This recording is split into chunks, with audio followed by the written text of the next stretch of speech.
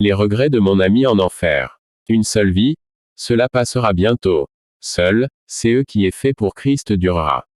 Car Démas m'a abandonné, ayant aimé ce monde présent, et est parti pour Thessalonique, Crescens pour la Galatie, Titus pour la Dalmatie. 2 Timothée 4h10. Marc 10h17-27. Alors qu'il partait en voyage, un homme accourut vers lui, s'agenouilla devant lui et lui demanda, « Bon maître, que dois-je faire pour hériter la vie éternelle ?» Et Jésus lui dit, « Pourquoi m'appelles-tu bon? Personne n'est bon sauf Dieu seul. Tu connais les commandements, tu ne commettras point d'adultère, tu ne tueras point, tu ne dérobèreras point, tu ne diras point de faux témoignages, tu ne feras tort à personne, honore ton père et ta mère. » Et il lui dit, « Maître, j'ai gardé toutes ces choses depuis ma jeunesse. » Le regardant, Jésus éprouva de l'amour pour lui et lui dit, « Une chose te manque. Va, vends tout ce que tu possèdes, donne-le aux pauvres, et tu auras un trésor dans le ciel. Et viens, suis-moi. » Mais à ces paroles il fut attristé, et il s'en alla en deuil, car c'était quelqu'un qui possédait beaucoup de biens. Et Jésus, regardant autour de lui, dit à ses disciples, comme il sera difficile à ceux qui sont riches d'entrer dans le royaume de Dieu. Donc ma question maintenant est, où sont les choses du monde que Démas dans le premier texte? Aimait tellement qu'il a même abandonné l'œuvre de Dieu. Les apprécie-t-il toujours ou est-il décédé? Qu'en est-il de la richesse du jeune souverain?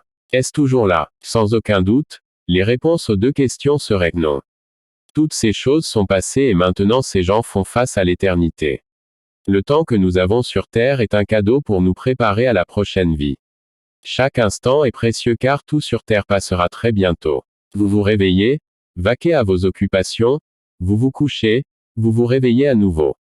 Et il semble que ce sera ainsi pour toujours. Mais bientôt les rideaux vont se fermer, votre vie ici sur terre n'étant qu'une pièce de théâtre jouée pendant quelques minutes et puis c'est fini. Et ensuite, je raconte une des fois où Jésus-Christ m'a montré l'enfer. J'ai vu mon ami d'enfance dans cet endroit affreux. Je me souviens encore du sentiment de solitude que j'éprouvais à cet endroit. Elle était toute osseuse et grise. Ses regrets étaient évidents et ses souhaits bruyants. Elle souhaitait juste être à ma place, vivante avec une chance d'être en règle avec Dieu.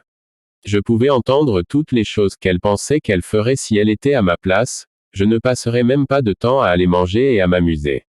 Chaque minute, je la passerai à évangéliser et à prier. Je passerai tout mon temps sur Dieu.